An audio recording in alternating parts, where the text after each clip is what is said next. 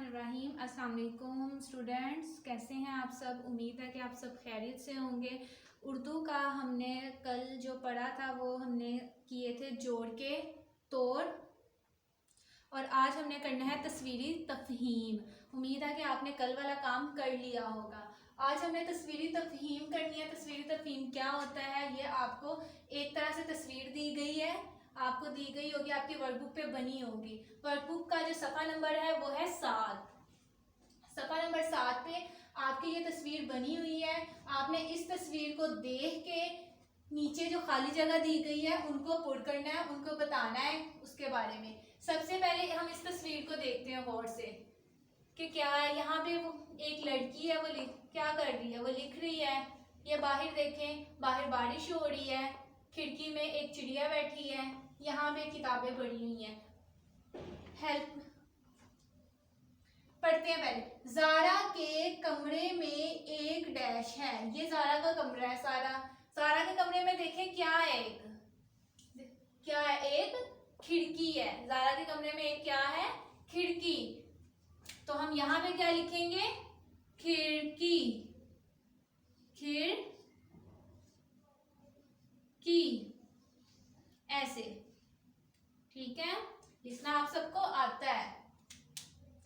उसके बाद है खिड़की में डैश बैठी है। खिड़की में क्या बैठा होगा, देखें खिड़की में क्या है, चिड़िया बैठी है। खिड़की में चिड़िया बैठी हुई है, तो हम यहाँ पे अब क्या लिखेंगे, चिड़िया,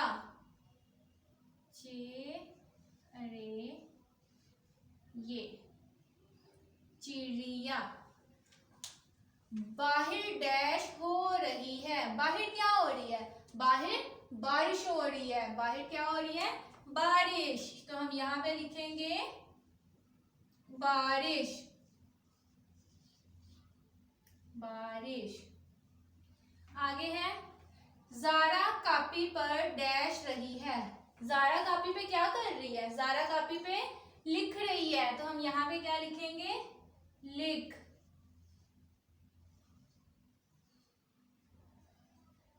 रही है।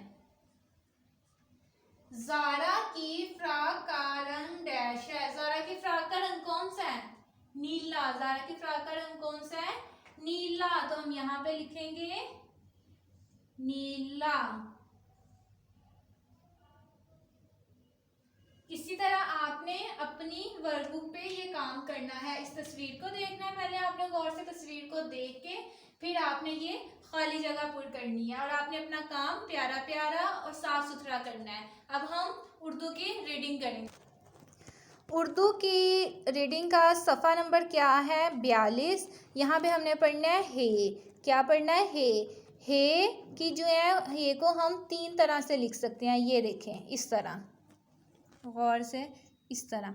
हे ह हाथी, हे ह हिरन। आपको मैं एक बात बताऊं कि ये हिरन है, हिरन को हम 2 तरह से पढ़ते हैं। हे को हम, हिरन को हम हिरन भी पढ़ते हैं, और हिरन को हम हरन भी पढ़ते हैं। हरन और हिरन ये दोनों सही हैं, क्योंकि आपकी बुक पे हरन लिखा हुआ है, इसलिए मैं आपको दोनों तरह से बता रही हूँ। हे के ऊपर ज़बर है, ठीक है।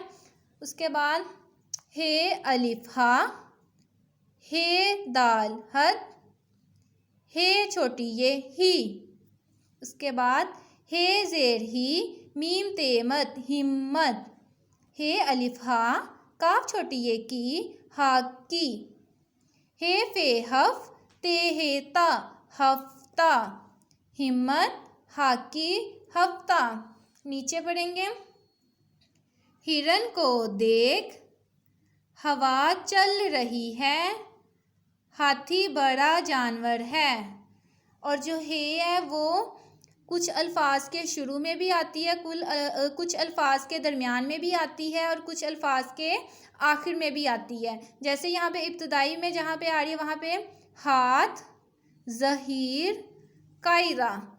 आपको मैं दोबारा फिर बता रही हूँ कि जो हिरन है इसको हम 2 तरह से पढ़ सकते हैं, हिरन और हरन। यहाँ पे आपकी बुक पे हे के ऊपर ज़बर है, तो इसलिए आप यहाँ पे हरन पढ़ेंगे।